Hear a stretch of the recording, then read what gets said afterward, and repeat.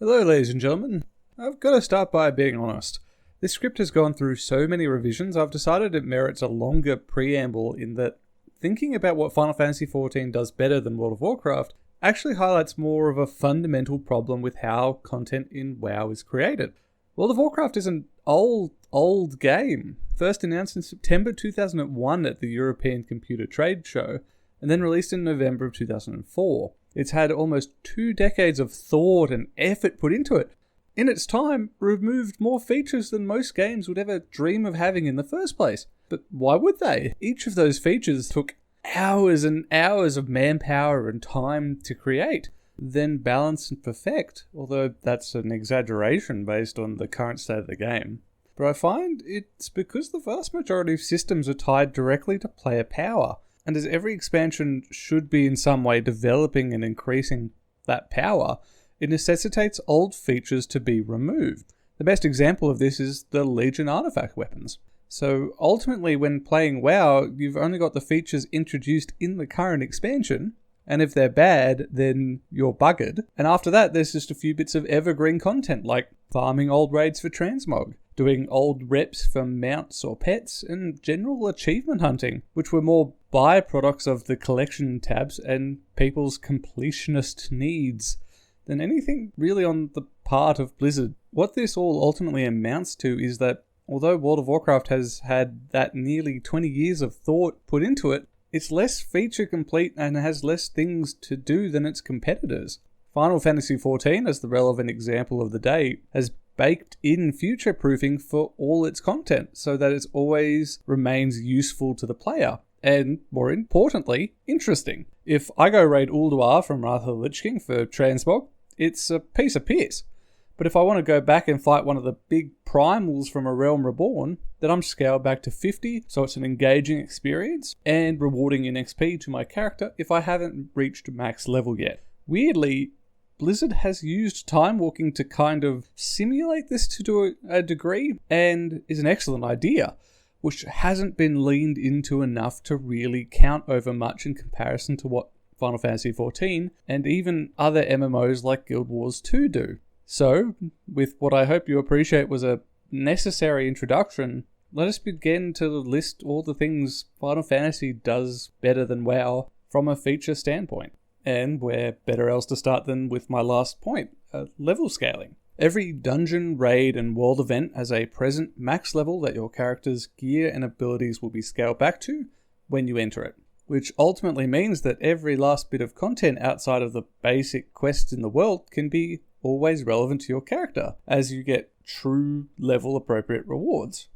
This allows even transmog or glamour runs, to use the FF parlance, to become engaging experiences. For World of Warcraft, this really is just a case of committing to the level scaling by bringing down player levels, going through old zones to the max level of the NPC of each zone, which it already has max levels attributed to it, and then make time walking a more permanent feature. Continue using the weekly or timed bonuses for certain time walking events, but let people go back in raid groups when they'd like, or let people queue for old dungeons and help new players who are starting to come in play the game. There isn't necessarily a reason to prevent them from making these changes, which is probably the most frustrating thing. Interestingly though, the main reason you do this is for cosmetics, which is the second thing that Final Fantasy does so much better than WoW. As I've discovered, you're not only able to obtain some gear that just looks really, really cool, there are also tons of unlockable customization options like hairstyles and other things like emotes. You've got roughly similar amounts of customization at the start as you do in WoW for your character, and in terms of emotes, you have drastically more in Final Fantasy, but that's all just the basic level. The fact that you can then go out and get unique, cool aesthetics rewards for doing a whole host of different content gives all of that content a more timeless feeling to it. And on top of that being relatively easy to put some of these into the game, having a ton of those rewards is actually relatively easy to do, especially when you put into comparison the way WoW has been developing in the last few years, where there's just multiple levels of player power rewards, avenues of getting that power, which you have to do all of them, and then all that time becomes wasted in under 2 years. But carrying on that theme of player unlocks not associated with power, we come to something that's been much requested for ages now, and that's player and guild housing. WoW has seemed to dance around this so much, and after Garrisons clearly showed that they have the infrastructure to do instant zones where you have some level of customization behind it, it doesn't seem like much of a stretch to just implement that as a more permanent side thing. And at that point, you can give players boss trophies and whatnot to decorate them, like the statues in the Garrisons mentioned previously. Final Fantasy having not only rewards associated with the player housing, entire economies with each profession being able to add something to them, and even guild quest lines to unlock guild housing. It really is a masterclass in having something that the player owns and wants to keep nice and comfy. I'll also note that Final Fantasy does take giving players their own space from the get-go, as you unlock your own in-room very early on. It doesn't have any of the customization of owning your own estate, but having a dedicated room for you to work in is just a comfy addition to the game, and kind of just gives you that home in the world.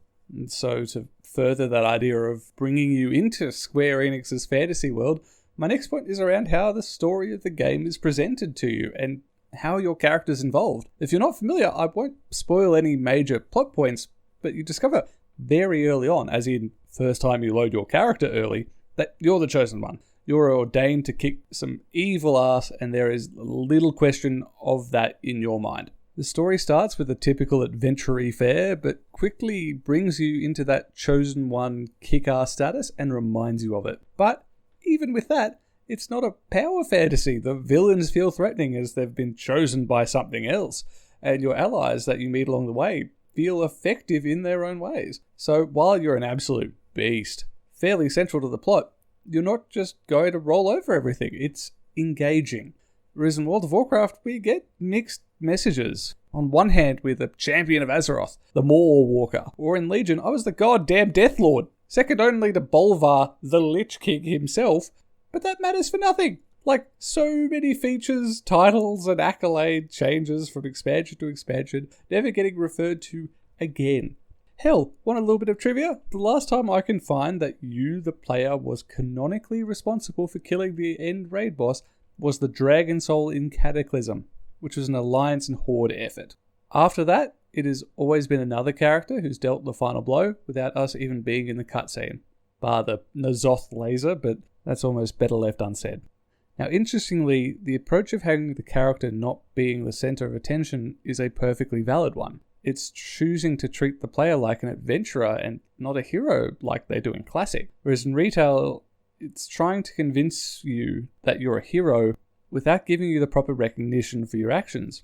So any of the seemingly great victories over the forces of darkness feel very hollow as you cut to someone else killing them.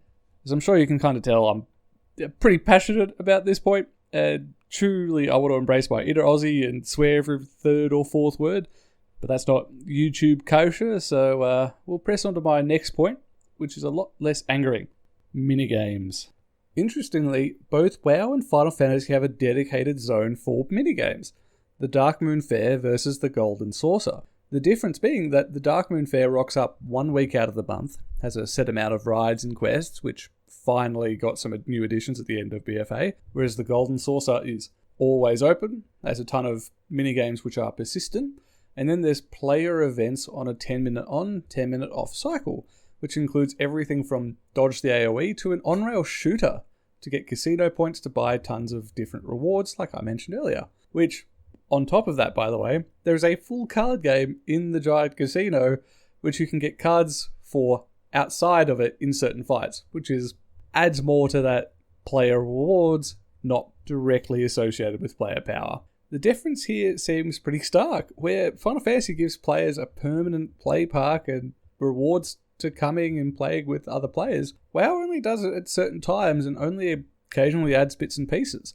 The two things I reckon would be a huge boon to WoW would be to keep the Faire open, to actually include some world events in there. Like, imagine having tons of players rocking up to certain events to get tickets for all the cosmetics already available in the Faire. Now, that'd be a hell of an experience. It gets the community going.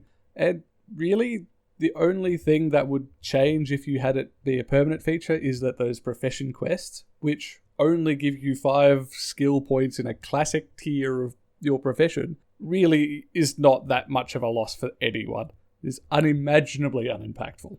I'm sure you're starting to see there's a prevailing theme here with the Faire, the cosmetics, making old dungeons and raids still kind of relevant. All leads back to the point of you need to give players stuff to do which feels meaningful, and they'll love you. But the last point about the game, which I think Final Fantasy does better, is around teaching new players how to play the game. The main scenario quest is great at showing you the ropes, and all the blue feature quests do a really nice job of showing you everything that the game has to offer, and offering it to you in bite-sized chunks. But what the key thing I think they do is have a new adventure guide for your class role, just before your first dungeon. As a Marauder, I went through the tank one, and it covered everything I would basically need to know in 8 lessons. I don't believe that this was mandatory, but you're incentivized to do this through giving you a solid set of new armor and a good amount of XP, which both helps when you go into that first dungeon for the main story.